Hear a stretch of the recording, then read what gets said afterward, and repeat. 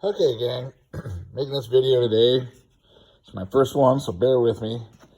I have a Ford F250 1990 diesel 7.3, and this controls the dual tanks.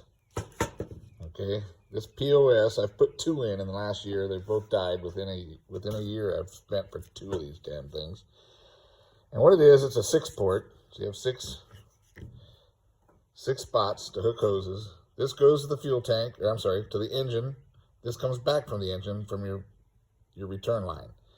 And then these two, this is coming from your auxiliary tank. This is come from your main tank, back to the main tank, back to the auxiliary tank.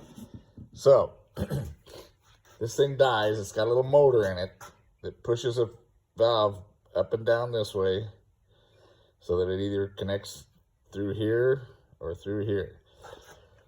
So what happens, the internal workings of this dies, and then you are stuck on one tank and it won't move.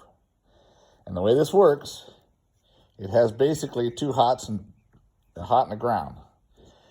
So what it is, that the switch on your dash controls this. It sends a hot this way, ground this way, and it'll move in one direction, and you use one tank. When you flip your toggle switch in the truck, now it makes this one hot, and it sends this one to ground, and it moves the other way. Now inside of this, when it moves, it makes a connection for your fuel tank. So without this, you can't tell which your fuel gauge won't work. It's not going to be on the right tank because you're doing away with this. And these are the wires for your fuel tank. There's this middle one is the gauge itself. These are your two sending units from the tanks. So we walk over here. There's my truck. Runs like a champ when you give it fuel. So what you have this rocker switch for your fuel, up or down. And you can pull this little panel off right here. All you gotta do is pull your light switch and your wiper switch off. And it's just a little cap like this. You stick a little, this is on the bottom. So you stick a small screwdriver, push it towards the head here, and this will pop right off. Then you just pop them right back on when you're done. But that's so you can expose this switch, and I'll be telling you what to do with that later. This switch has nothing to do with your gas gauges. All it does is switch that valve. So when you do away with the valve, you don't have control of your gas gauges. So we're gonna go into the truck, show you what I did. The first thing I did, take the skid plate off the gas tank because that valve is tucked in here behind that skid plate. So I put these two solenoids in. All right. There's one, there's the other. And they only have 3 ports to them. So this solenoid I'm using as the incoming fuel. So here's my main tank on the bottom, my auxiliary tank, and then this goes to the engine. When you energize this, it'll make the flow go from the auxiliary tank from the top. When it's not energized, which is a nice thing, you don't have to give it power at all, it'll run right from the main tank to the engine. Now on a diesel, you have a return line, so that's why you need the second valve. So here's my return line coming in right here. And then once again, I go to the main tank, auxiliary tank, and then I just wired these two together, boom and boom, and then tied into my, I've got it all tied back now, but it's tied into my red hot line from this valve. So I'm only energizing when I want to use the auxiliary tank. Otherwise, normally there's no power here. It just runs out of the main tank. Everything's nice and neat. So, go back out here, I'll explain what I did. Little squeaky door there. So, what you have This is your valve that you're going to remove. It actually sits in there this way, where you can't see the bolts, go through the frame. This is the plug that goes into it. It's got 5 wires in it. Okay, there's a hot, ground, and then the toggle switch changes it to hot and a ground. These are your fuel gauge switch. So what it does, these connect with these. This is the auxiliary tank, which goes under here like this, fits on, goes on with this little clip. This little clip fits through here. So you have to pop that off first before you get these in. Just take a screwdriver in between it, pop that clip out, this will come off. Now, these are lower than the tank, so the tank's gonna wanna leak out on you. So you either drain the tank, or you do like me. I have this little kit from AutoZone of vacuum plugs. These white ones will fit right in here really nice and plug that up. So I plugged this one, and I plugged the one from the main tank so I could do my work. And then you end up cutting these off, because as you saw, I used 3/8 fuel line, and one is bigger than the other, okay?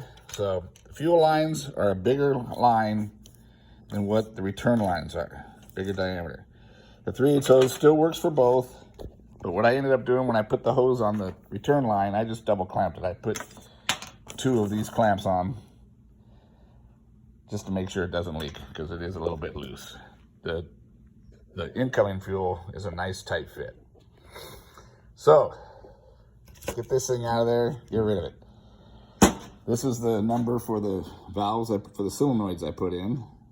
It's an FV1T. Got them right off of Amazon.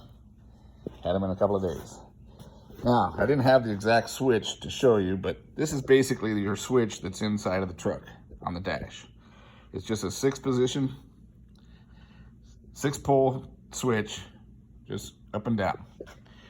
So what happens, the way Ford does this, you have a hot wire right here in the center. That's hot coming off of your fuse panel. This is a ground, the center one. So center ground, center hot. So when you flip the switch, when you flip it up, it goes to this bottom, it energizes this bottom wire, okay? So you notice there's 2 wires in here. One wire goes down to this valve, right here. The other wire, they pigtail over to the ground side. Now when it's hot, it doesn't matter because this side of the switch isn't connected. So it doesn't matter if that's hot. So when when the switch is up, the ground is now connected. So the ground goes down. Here's my ground. I didn't actually tie these in. They're just sitting in there just to show you guys. They also pigtail the ground back up to here, which again, when it's energized at the bottom, this ground does nothing, this hot does nothing. So that means the red is hot, the blue's ground, which it's actually a brown wire down here on this thing, but I just used, this is the wire I had to show you. When you flip the switch the other way, in a down position, which is your auxiliary tank, now this blue wire is hot, okay? So that sends the power over to here and then down, which makes this end wire hot. It makes this red one a ground because it's tied to here, goes over to here, goes down here. Now this is ground. That's how the motor in this valve switches back and forth. So this switch does nothing to change your fuel tank gauge. All it does is flip the valve. Inside the valve, the fuel gauge makes the connections. So what I did, first off, I put the valves in. Then I took and I cut this red wire. Boom, just cut it. I just cut it. Boom. Take it out of here. So take that out. I want the power to be on for my auxiliary tank only. So I cut this wire right here and I connected it to the wire that goes down, which is this one. I cut this wire, and I connected these two. Boom. that sends the hot down to here, so that, actually I connected it to the red wire. I want the red wire hot. So what I did, I cut this blue wire. I'm sorry, I said that wrong first time. I cut the blue wire right here, and I connected it from here to this red.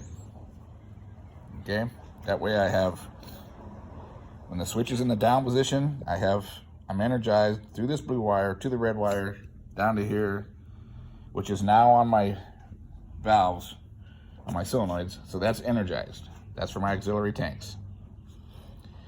This ground wire coming in, I cut it completely because I don't want a ground wire no more. I don't need one. The solenoids ground when you bolt them to the frame.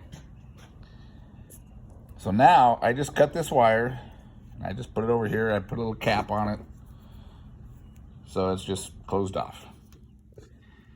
Then what I did, I took 2 new wires. I happen to have black and white. That's what I had enough wire of.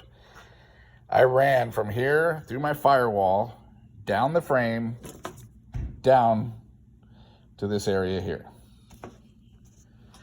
So then what I did, this center wire, this yellow one, that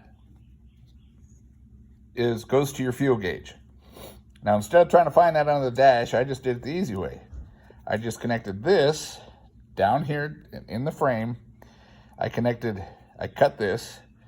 I connected the other end of it to this, what used to be the hot wire of here. So I cut this wire, and I'm using this end of it. I don't care about this end. I'm going to use this end, and I'm going to connect it to this yellow wire. That sends my fuel gauge back up to this switch. Then I'm going to connect that wire right in here. Just tie it in. I cut this, so now I'll connect that wire right here. Now I have fuel gauge to the center of this switch. So I have fuel gauge now, and I have hot. Now when I rock the switch, I ran my white and black wires. So I put the white in here. I put the black over here. I ran them through my firewall down to where this switch area is. I connected the white wire, just the way I did it, but to the blue is your main tank sending unit. This yellow and green, that's the auxiliary tank. So when you connect this wire to this wire, and then the blue wire to this wire, when you toggle the switch, your fuel gauge works. As you'll see when I go in here,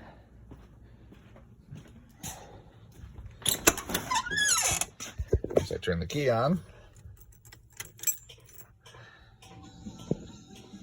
my fuel gauge is on full for the main tank because I've got my switch in the up position. When I flip the switch to the low position, my fuel gauge goes back down to about 3/4, which is what I got in there. And the solenoids are also energized now. So when now I'd be running off the auxiliary tank, and I can see the fuel consumption. Flip it back, and I'm back to the main tank. The solenoids are not energized, they're just spring loaded. They just go back to where the main tank is feeding.